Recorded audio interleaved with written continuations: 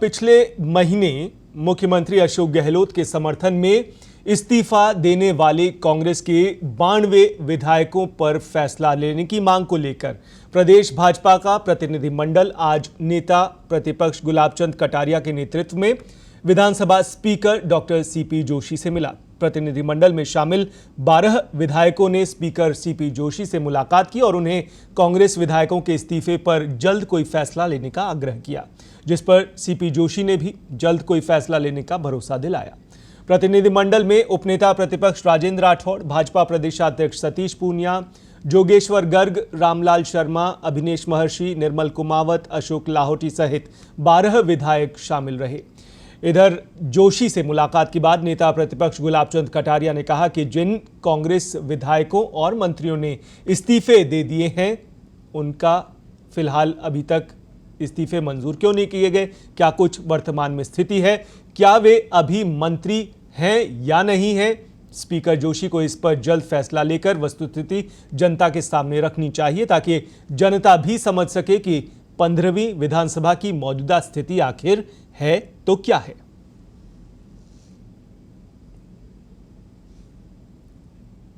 73(2) के तहत अगर कोई अपना त्यागपत्र मौखिक भी अगर उनके सामने आके कहता है या लिखित भी देता है और बिना कोई अरंतु परंतु लगाए देता है कि मैं सदन से छोड़ता हूं, तो 173(2) के तहत स्वीकार ही होता है। लेकिन राजस्थान में आज की तारीख में अनिश्चितता की स्थिति बनी है। जिन्होंने त्यागपत्र दे दिया उनकी स्टेटस क्या है, वो मंत्री हैं कि नहीं हैं, इसके बारे में कोई फैसला नहीं होने के कारण से भारतीय जनता पार्टी ने आज अध्यक्ष जी को इस बारे में कहा, इसको लटकाए मत रखिए। आपको जो भी जानकारी करनी है, जिस तरह की जानकारी करनी है, जो निर्णय लेना है, निर्णय लेकर जनता के सामने रखो, ताकि जनता वस्तु स्थिति को समझ करके इस विधानसभा के 15वीं विधानसभा की क्या स्टेटस है, ये कम से कम जनता के बीच में जाए।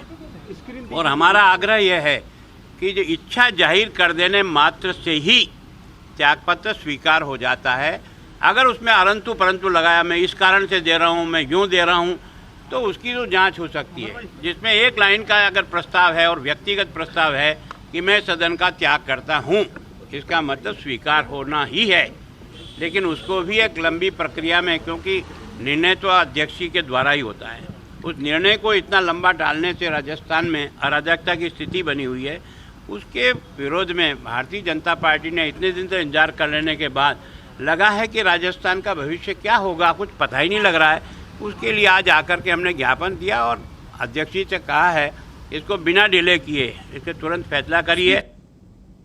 अब तय ये करना है कांग्रेस को कि या तो ये सियासी पाखंड था, यदि पाखंड नहीं था और इस्तीफे सच्चाई थे, तो उसके लिए हम लोग स्पीकर के पास आए हैं। स्पीकर महोदय को पूरा अवसर मिले।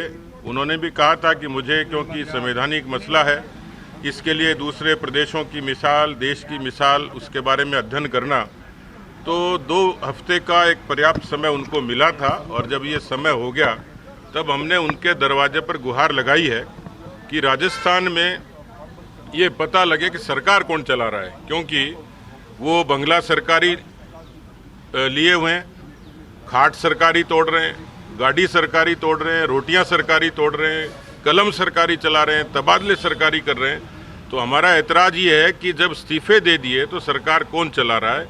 तो देखते हैं कि उनका निर्णय क्या होता है। उनका निर्णय जैसा भी आता है, उसके बाद पार्टी और पार्टी का विधायक दल इसके बारे में आगे के भविष्य के स्टेप के बारे में चर्चा करके निर्णय लेगा।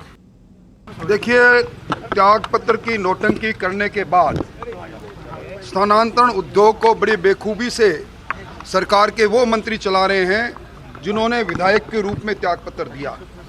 ये दोहरा मापदंड क्यों?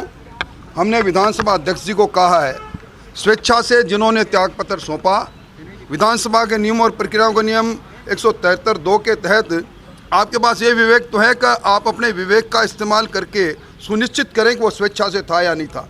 या तो आप उनको नोटिस देकर पूछें, और या वो नौटंकी जिन्होंने की वो राजस्थान के अवाम से माफ़ी मांगे। ये दोनों काम नहीं हो सकते कि आप मंत्री के रूप में ट्रांसफर में चांदी भी कूट रहे हो और आप सत्तारूढ़ दल के विधायक के रूप में जिला कमेटियों में भी जा रहे हो और त्यागपत्र का नौटंकी भी कर रहे हो।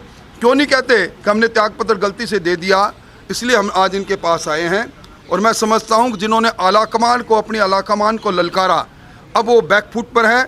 हम मजबूर करेंगे कि राजस्थान की जनता का से वो माफ़ी मांगे और निर्णय करें।